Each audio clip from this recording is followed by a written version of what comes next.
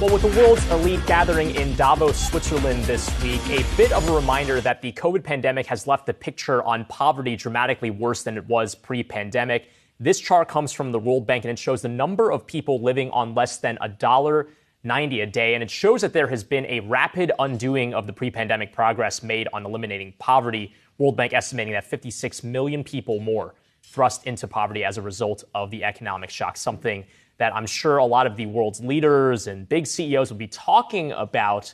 But of course, Akiko, as is always the case with Davos, whether or not there's any action on that is another question. It's really hard to measure that action, any kind of promises that are made at Davos. But, it's interesting to see this.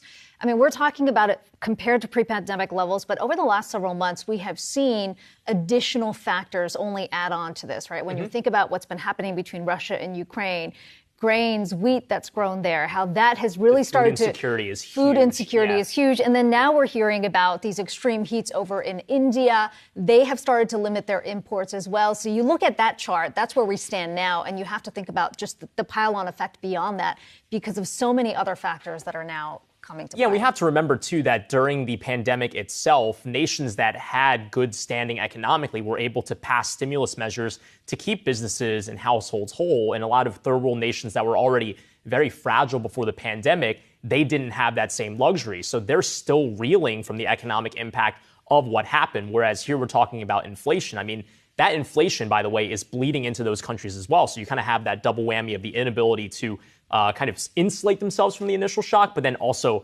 experiencing the ripple effects of the shocks that we're experiencing in the advanced nations right now. But of course, a story worth watching that will definitely be playing out in the next few